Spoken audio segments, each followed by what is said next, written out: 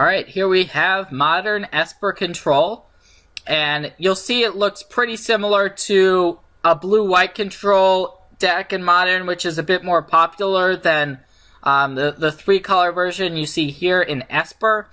So you've got the blue-white control roots, starting with Path to Exile as just a very versatile removal spell. Needs no introduction. It's great with some of our 2-mana cards. We have Snapcaster Mage. Snapcaster Mage plus Path is nice because you can reuse your Path. And then we also actually have 4 copies of Jace Vryn's Prodigy, which is a relatively new addition to these control decks, but you can also flashback a variety of the spells with Jace and Snapcaster. So being able to reuse a Path to Exile or one of our discard spells. We have a couple Inquisition of Kozilek and Thoughtseize, which are one of the reasons why we are actually playing black in the deck. And you see there is some counter magic here. 1 copy of Spell Snare. Spell Snare's gotten a little bit worse with the Rise of Eldrazi, as some of those decks don't play that many 2-mana cards, but you still see 1. Sometimes you board it out, but it's still a pretty good counterspell. Couple of Mana Leaks. Mana Leak is just versatile. It's not ever insane because as the game progresses against a lot of decks, it can become a dead card or not as powerful, but you see a couple copies. It's great in the early game, and it's another form of disruption, which sometimes you loot it away with a Jace or something, but it's been pretty solid. Solid role player.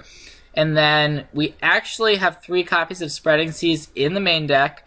And that's a lot to do with Eldrazi and being able to shut down Eye of Ugin, Eldrazi Temple. Those types of cards, having Spreading Seas on turn 2 can actually just completely shift the game in your favor in multiple matchups. So a deck that plays Eye of Ugin like Tron or Eldrazi, you're really going to be banking on drawing a Spreading Seas in those matchups. And so this deck doesn't have that many actual win conditions in it, so sometimes the game can go long.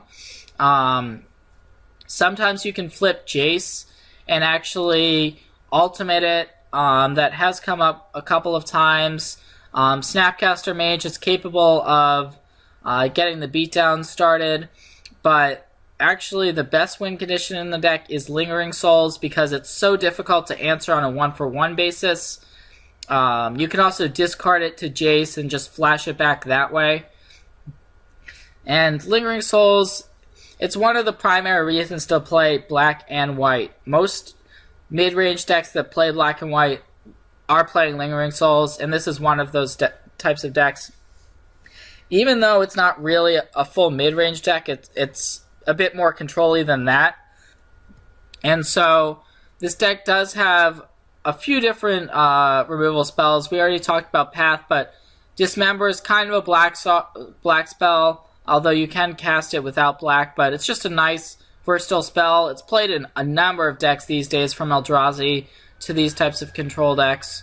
But the real breadwinner in this deck is Supreme Verdict because of how often it's a 2 or 3 or even 4-for-1 against these aggressive creature decks, whether it's elves or merfolk, but also just a card that can wipe the board with Eldrazi. It's really nice, and it's a 4 of here. It's one of the primary reasons why the blue-white control decks are pretty well positioned right now. Just having that board sweeper and being able to main deck it is really nice. And also at 4 mana, Cryptic Command is a versatile counterspell. It's a way to draw extra cards, gain some card advantage, but it's just always going to be pretty solid in these blue control-ish decks. But the other card, which is versatile in the deck that hasn't seen a lot of play in Modern, is Esper Charm. So we are playing the Esper colors. Why not play the charm itself, Esper Charm, as a way to draw cards? The draw to is the most common mode, but you can also make your opponents discard 2. You can do that during your opponent's draw step after they've drawn, or just a way to attack a combo deck, or even an opponent who's mulligan. Sometimes just making them discard 2 is backbreaking. But the third mode is my favorite mode, and that is the ability to destroy an enchantment. There will be annoying enchantments you could play against, whether it's a Pyromancer's Ascension out of Storm, or one of the many enchantments coming out of a Boggles deck.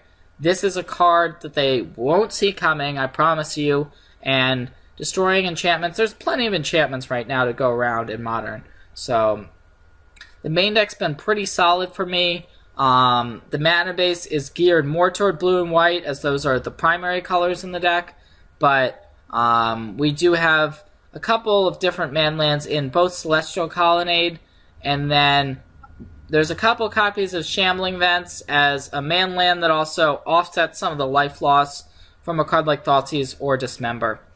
And looking at the sideboard, this deck normally doesn't have any great matchups game 1, but then after board, there's so many different cards you can rely on. Dispel is great against a number of control-ish decks or combo decks. Most are relying on instants in order to win, so the Dispels come in a reasonable amount of the time, as does the additional Thoughtseize. Just having more discard in more matchups is really nice.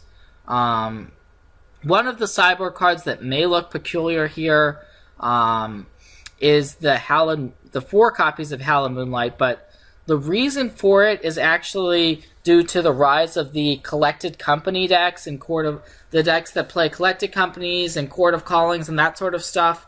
Hallowed Moonlight comes in against them. Now you're no longer worried about that stuff, and when they tap out for a company or a chord, you could just go Hallowed Moonlight, oops, that's not happening, and I'm going to draw a card, and I'm going to be in a really good position.